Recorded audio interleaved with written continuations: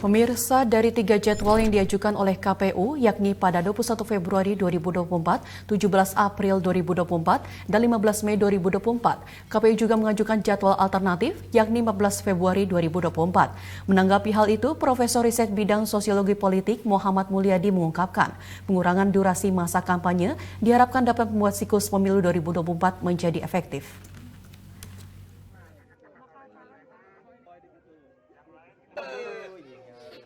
Kalkulasi tahapan pemilihan umum ataupun pemilu dan pemilihan kepala daerah ataupun pilkada pada tahun 2024 memerlukan kecermatan yang amat serius oleh karena penentuan hari H pemungutan suara berpengaruh pada tahapan, program dan jadwal penyelenggaraan pemilu dan pilkada yang berlangsung di tahun yang sama. Dalam menghadapi persoalan tersebut, Profesor Riset Bidang Sosiologi Politik Muhammad Mulyadi Minggu 23 Januari mengungkapkan, KPU perlu mengatur siklus agar bisa menghasilkan pemilu yang berjalan efektif dan efisien, mengingat terdapat catatan khusus pada penyelenggaraan pemilu tahun 2019 lalu.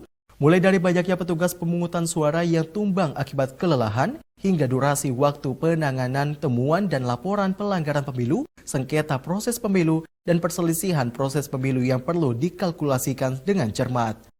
Mulyadi memaparkan salah satu cara yang dapat dilakukan adalah dengan mengurangi masa waktu kampanye kandidat dari yang semula 6 bulan 21 hari menjadi separuhnya saja. Hal tersebut diyakini dapat membuat siklus pemilu menjadi lebih baik sekaligus membuat kandidat dan tim sukses semakin kreatif dalam berinovasi di masa kampanye.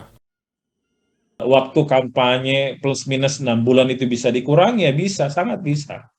Kalau itu ya dirasa ya siklus pemilu itu bisa menjadi lebih baik dengan dikurangi.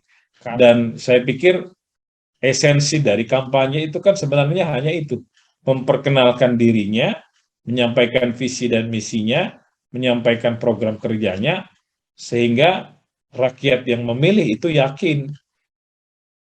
Dijadwalkan pada Senin 24 Januari, Komisi Pemilihan Umum ataupun KPU akan bertemu dengan Dewan Perwakilan Rakyat ataupun DPR untuk menyepakati jadwal pemilu 2024. KPU pun terus mengajukan 4 opsi jadwal, yakni pada 21 Februari, 17 April, dan 15 Mei 2024, serta 14 Februari sebagai pilihan alternatif. Menurut Mulyadi, bila KPU selalu melakukan simulasi untuk bisa mengukur penyelenggaraan pemilu dengan berbagai kemungkinan terjadi di dalamnya, maka bisa dari rencana waktu dapat ditoleransi dengan baik. Oleh karena itu, KPU dan DPR perlu berdiskusi secara menyeluruh.